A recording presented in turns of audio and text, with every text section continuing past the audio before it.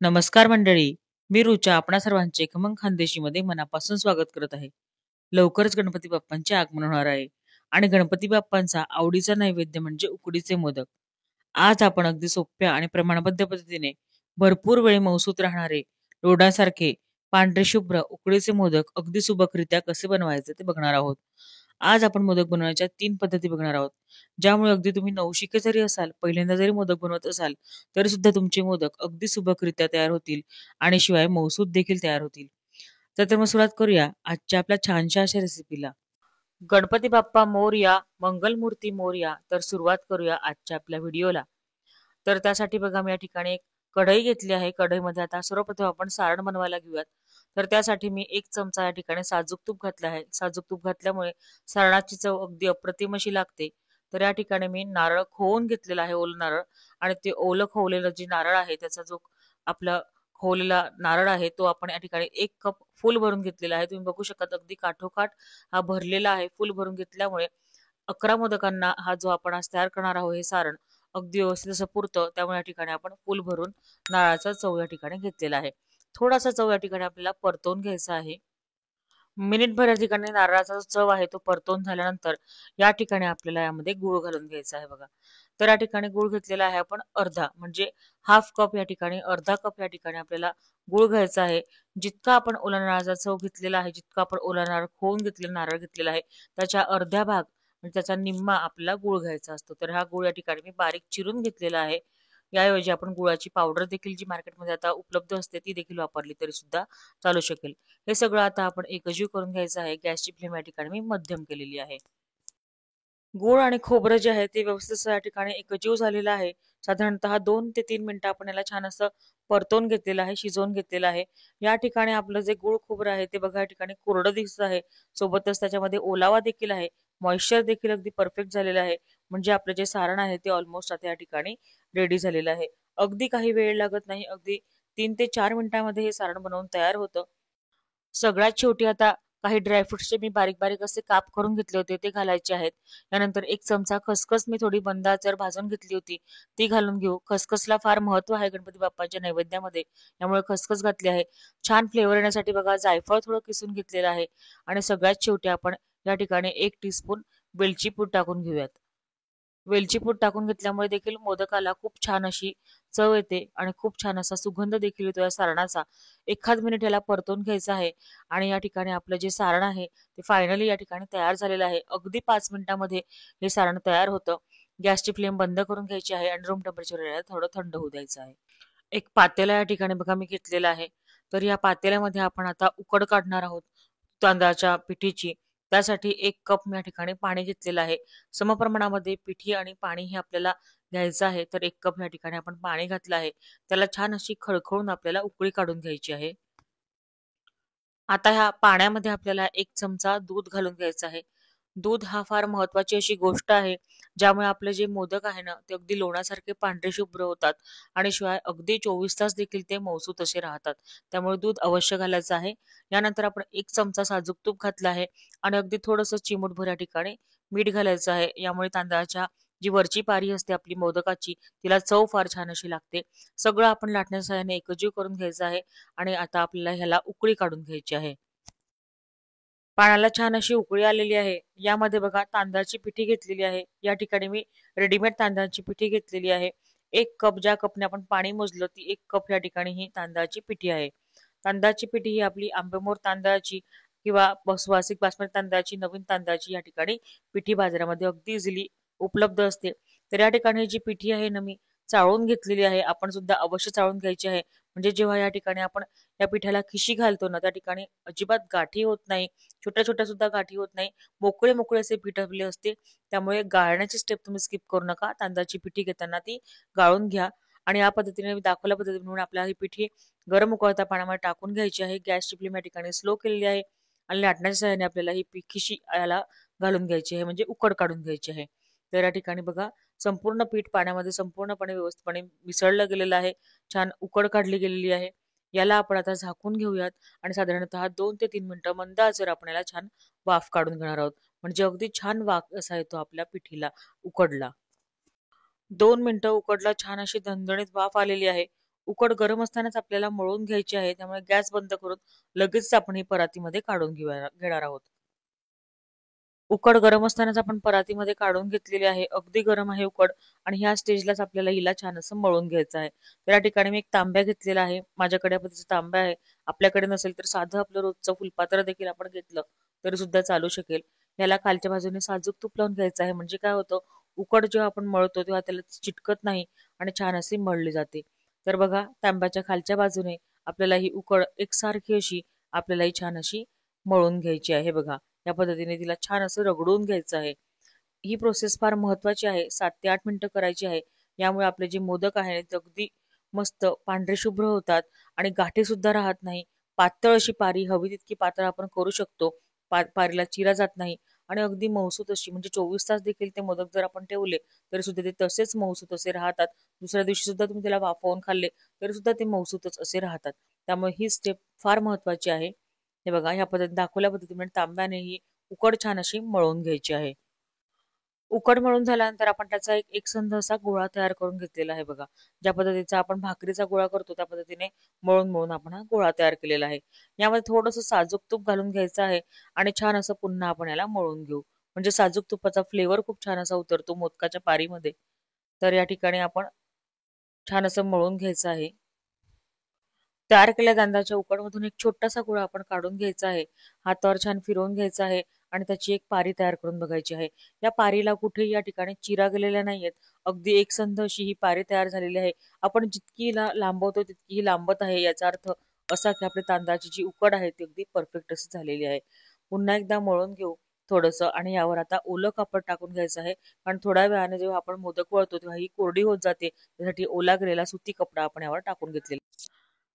साधारणतः ज्या आकाराचा आपल्याला मोदक करायचा आहे, तेवढं आता आपल्याला हे भिजवलेलं जे पीठ आहे आपल्या मोदकांचं, ते घ्यायचं आहे. त्यामध्ये एक थोडंसं आपण तूप घालून घ्यायचं आहे. तुपाचा याला हात लावून घ्यायचा आहे. पुन्हा याची जी चाकी आपण तयार करणार आहोत, तिला थोडं मळून घ्यायचं आहे आणि अगदी तिला छान असं प्लेन करायचं आहे. असं केल्यामुळे काय होतं, मोदक करताना जी पारी फाटते ना, ती अजिबात फाटत नाही. 100% त्याची शक्यता नाहीशी होते. पुढे आपल्याला अशी पातळसर अशी पारी तयार करायची आहे. तर काय करायचं, थोडं पीठ घ्यायचं आहे. मोदकच्या आपण जे भिजवलेलं होतं तेच तांदळाची पिठी घ्यायची आहे. थोडी तांदळाची पिठी हाताला लावून या पद्धतीने दाखवल्या पद्धतीप्रमाणे अंगठा आणि तर्जनीच्या सहाय्याने आपल्याला, म्हणजे पहिल्या बोटाच्या सहाय्याने आपल्याला प्रेस करून ही पारी अगदी पातळसर अशी तयार करून घ्यायची आहे. अगदी नवशिके असाल तर या ठिकाणी एक टीप देऊ इच्छिते, अगदी पातळ पारी करू नका. थोडी जाडसर जरी ठेवली तरी सुद्धा चालू शकेल. आपली पातळसर अशी पारी या ठिकाणी तयार झालेली आहे बघा. तर याला आपण आता कळ्या पाडायला घेऊया मोदकाला. तर तर्जनी घ्यायची आहे, म्हणजे पहिलं बोट आणि अंगठा आणि मधल्या बोटाच्या साहाय्याने खालच्या बाजूने प्रेस करत करत आपल्याला ही कळी पाडून घ्यायची आहे. दाखवल्याप्रमाणे खालच्या बाजूने वरपर्यंत आपल्याला प्रेस करत जायचं आहे. अगदी व्यवस्थित प्रेस करत जायचं आहे. हे बघा, आपली पहिली कळी या ठिकाणी तयार झालेली आहे. थोड्याच अंतरावर आपण ह्याच पद्धतीने दुसरी कळी तयार करून घेणार आहोत. तर पहिलं बोट पुढे लावायचं आहे. मागची 2 बोटं जी आहेत ती मागून पुन्हा खालच्या दिशेने वरपर्यंत प्रेस करत करत दुसरी कळी पाडून घ्यायची आहे. अगदी पहिल्यांदा तुम्ही मोदक करत असाल तर थोडे अंतर घेऊन आपण या ठिकाणी कळ्या पाडायच्या आहे, म्हणजे पारी आपली फाटणार नाही. कळ्या पाडताना हात स्वच्छ असायला हवा, चिकट नको. थोडं पीठ लावायचं त्याला आणि मग कळ्या पाडायला घ्यायचा. म्हणजे अगदी सुबक अशा कळ्या आपल्या पाडल्या जातात. हे बघा, ह्या पद्धतीने.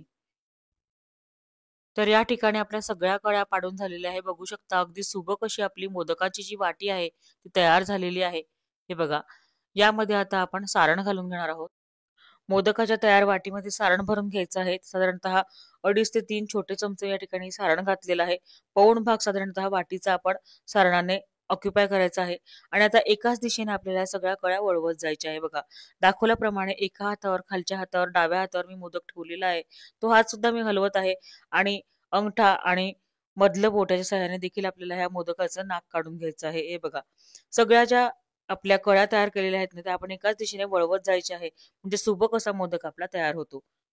दाखवल्याप्रमाणे थोडंसं पिठीमध्ये हात बुडवत जायचा आहे, म्हणजे मोदक चिटकत नाही आणि मोदक फाटत नाही. म्हणजे खूप छान असा हा मोदक तयार होतो.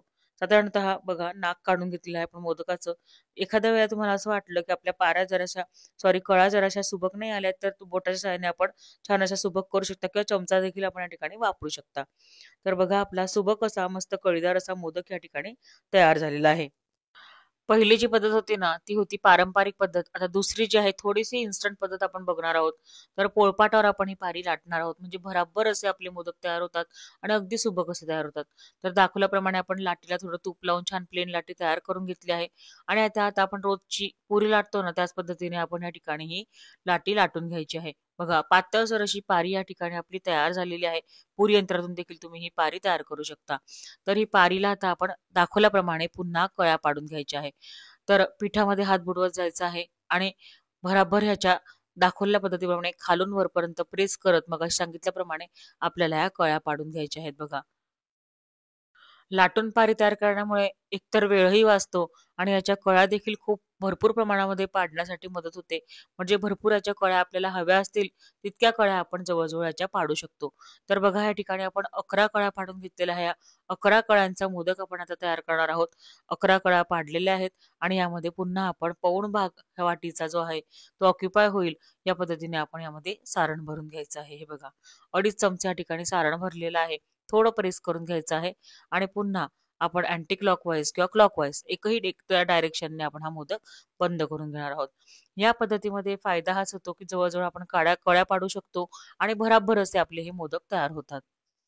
दुसऱ्या पद्धतीने देखील आपला कळीदार आणि सुबक असा मोदक या ठिकाणी तयार झालेला आहे. हे बघा, किती सुरेख असा. तिसरी आणि अगदी सोपी पद्धत म्हणजे रेडीमेड साचा आणून मोदक करणे. तर अगदी घाईच्या वेळेला काय करायचं, असा पद्धतीचा साचा आणायचा, त्याला आतून तूप लावायचं, साचा बंद करायचा आणि आपण तयार केलेली जी उकड होती त्यातला एक गोळा घ्यायचा, मध्यम आकाराचा गोळा घ्यायचा, त्याचा थोडा भाग काढायचा आणि थोडा भाग लांबट करून आपण यामध्ये घालून घ्यायचा आहे. हे बघा, संपूर्ण गोळा जर आपल्याला टाकता येत नसेल तर काही हरकत नाही, थोडा थोडा करून टाका. तुपाचा किंवा आपल्या पिठीचा हात लावा आणि अगदी छान असं याला सगळं बाजूंनी प्रेस करत जायचं आहे बघा. प्रेस करत जायचं आहे जेणेकरून आपल्या मोदकांचा जो आकार आहे साच्याचा तो त्याला लागला जाईल.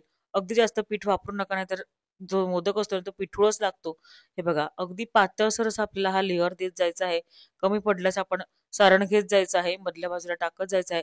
जॉईंट देताना एक गोष्ट मात्र लक्षात ठेवायची आहे, थोडा दाब देऊन जॉईंट द्यायचा आहे, म्हणजे तो जॉईंट दिसत नाही जेव्हा आपला मोदक तयार होतो. यामध्ये सारण भरून घ्यायचं आहे बघा. याला थोडंसं सारण भरता येतं, अगदी 2.5 चमचे नाही भरता येत. साधारणतः 1 मोठा चमचा सारण यामध्ये बसतं. तर साधारणतः सारण भरून घ्यायचं, थोडं प्रेस करून घ्यायचं आणि एक छोटा गोळा घ्यायचा आहे आपल्याला पुन्हा आपल्या उकडचा आणि तो छोटा गोळा प्रेस करत जायचा आहे बघा. अगदी छान असा प्रेस करायचा आहे. जास्तीचा एक्स्ट्राचा पोर्शन काढून टाकायचा आहे आणि व्यवस्थित दाब देत आपण ह्या मोदकाला प्रेस करत जायचं आहे बघा. म्हणजे काय होतं, जेव्हा आपण उकडतो ना तेव्हा मोदक खालच्या दिशेने नाहीतर निघून जातो, वरचा पार्ट वेगळा होतो. त्यासाठी खालून छान प्रेस करून घ्यायचा आहे. पुन्हा एकदा लॉक उघडून घ्यायचा आहे आणि बघा, आपला जो सुबक असा उकडीचा मोदक, अगदी इन्स्टंट साच्याचा मोदक हा तयार झालेला आहे. या पद्धतीने अगदी काही मिनिटातच तुम्ही भरपूर असे मोदक तयार करू शकता. आपले सगळे मोदक या ठिकाणी वळून तयार झालेले आहेत. 8 मोदक आपले हाताचे वळून तयार केलेले आहेत आणि 6 मोदक आपले साच्याचे तयार झालेले आहेत. तसं जर आपण बघितलं तर 11 मोदकांचं हे परफेक्ट असं प्रमाण आहे. आपण जर हाताने मोदक वळून केले तर 11 मोदक याचे परफेक्ट प्रमाणात तयार होतील. पुढे आपण या मोदकांना वाफवून घेणार आहोत. त्यासाठी आपण एक चाळण घेतलेली आहे. त्यावर एक सुती कपडा ओला करून अंथरून घेतलेला आहे. एका बाजूला वाफवण्यासाठी बघा मी हे इडली पात्र घेतलेलं आहे. यामध्ये भरपूर असं पाणी घातलेलं आहे खाली आणि यामध्ये आपण ही तयार केलेली जी चाळण आहे ती ठेवून घेणार आहोत. आपल्याकडे जर केळीचे पान असेल, हळदीचं पान असेल तर अतिउत्तम. त्यावर आपण हे वाफवून घेऊ शकता. मोदक काढताना चिटकू नये यासाठी एक भन्नाट अशी ट्रिक तुम्हाला सांगते. काय करायचं आहे, मोदक थोडासा पाण्यामध्ये डिप करायचा आहे, म्हणजे फक्त खालचा भाग आपल्याला पाण्याला टच करायचा आहे आणि यानंतर आपल्याला हा मोदक सुती कपड्यावर ठेवून घ्यायचा आहे. असे केल्यामुळे काय होतं, जेव्हा मोदक वाफवला जातो आणि तो आपण काढायला घेतो तेव्हा अगदी अलगद असा तो निघतो. अजिबात तो कापडाला चिटकत नाही. मोदक वाफवून घेऊया. झाकण बंद करून घ्यायचं आहे. आज या ठिकाणी आपल्याला मध्यम करून घ्यायचे आहे आणि साधारणतः 8 ते 10 मिनिटांसाठी आपल्याला हे मोदक मध्यम आचेवर वाफवून घ्यायचे आहे. मोदक या ठिकाणी आपले वाफवून रेडी झालेले आहेत. किती छान असा पांढरा शुभ्र दिसत आहे आणि एक प्रकारची बघा त्यावर एक शाईन आलेली आहे. म्हणजे आपले मोदक या ठिकाणी परफेक्टली वाफवून रेडी झालेले आहे. मोदक कुठेही या ठिकाणी फाटला गेलेला नाहीये किंवा तुटला गेलेला नाहीये. मोदक वाफवून रेडी झालेले आहेत. गॅस बंद करून घ्यायचा आहे. मोदकाची जी चाळण आहे थोडीशी आपण बाहेर काढून घेणार आहोत. थोडे रूम टेम्परेचरवर यांना थंड करून घ्यायचे आहेत आणि मग आपण हे मोदक सोडवून घेणार आहोत. मोदक ह्या ठिकाणी आपले थोडे थंड झालेले आहेत. मोदक सोडवून घेऊया. त्यासाठी सुद्धा थोडंसं पाण्यामध्ये आपण हात बुडवून घ्यायचा आणि मग हे मोदक आपण काढून घ्यायचे. बघा अलगदच आपले मोदक निघत आहेत. अगदी पटापट असे निघतात. अजिबात हे चिटकत नाही. आपण ही पाण्याची जी ट्रिक वापरली आहे यामुळे हे बघा लगेचच मोदक काढून आपण या केळीच्या पाण्यावर आता यांना सर्व्ह करून घेत आहोत. सगळे मोदक या ठिकाणी आपले काढून झालेले आहेत. एक मोदक यातला मी तुम्हाला फोडून दाखवते. हे बघा अगदी लोणासारखा पांढरा शुभ्र आणि मऊसूत असा हा मोदक अगदी तोंडात टाकताच विरघळतो आणि इतका सुरेख लागतो ना की तुम्हाला काय सांगू, स्वर्ग सुख. आणि यावर छान असं अगदी मस्त साजूक तुपाची धार. खूप सुरेख अशी आपली ही रेसिपी आहे. अगदी प्रमाणबद्ध आहे. तुम्ही सुद्धा नक्की तयार करून बघा आणि मला नक्की कळवा कशी झाली ते. बघा आपले सगळे उकडीचे मोदक या ठिकाणी वाफवून रेडी झालेले आहेत. सर्व्ह करून देखील रेडी झालेले आहेत. आपल्या बाप्पांना आपण छान असा उकडीच्या मोदकांचा नैवेद्य देखील दाखवला आहे. तर आजची माझी रेसिपीमध्ये दिलेल्या ट्रिक्स आणि टिप्स तुम्हाला कशा वाटल्या हे मला कमेंट करून नक्की कळवा. रेसिपी जरूर ट्राय करून बघा आणि तुम्हाला तुमची रेसिपी कशी झाली, तुमचे मोदक कसे झाले, घरातील सगळ्यांना आवडले का हे देखील मला नक्की कळवा. तर बघा आपला जो मोदक आहे ना अगदी सुबक असा झालेला आहे. अगदी तुम्ही याला दिवसभर जरी असाच ठेवला तरी सुद्धा तो मऊसूतच राहतो आणि इतकी छान याची पारी लागते ना की तुम्हाला मी काय सांगू. रंग देखील बघा अगदी पांढरा शुभ्र आलेला आहे आणि अगदी मऊसूत असा आपला हा तयार होतो. सारणाची देखील गोडवा जो आहे तो अगदी परफेक्ट असा आपला आहे. तुम्ही सुद्धा नक्की ट्राय करून बघा. तर माझे चॅनल खमंग खानदेशीला जर सबस्क्राईब केले नसेल तर सबस्क्राईब करा, बाजूची घंटी सुद्धा दाबा आणि ऑल ऑप्शन सिलेक्ट करा म्हणजे माझ्या सर्व रेसिपीज तुमच्याकडे सर्वप्रथम पोहोचतील. तसेच हाईप देखील करा. हाईप फीचरद्वारे तुम्ही माझ्या रेसिपीला पॉईंट देऊ शकता. तर त्यामुळे आपले चॅनल पुढे जाण्यास मदत होईल. त्यामुळे हाईप देखील करा. अशाच नवनवीन आणि मस्त मस्त भन्नाट अशा रेसिपीज घेऊन पुन्हा भेटूया खमंग खानदेशीच्या पुढील भागामध्ये. धन्यवाद.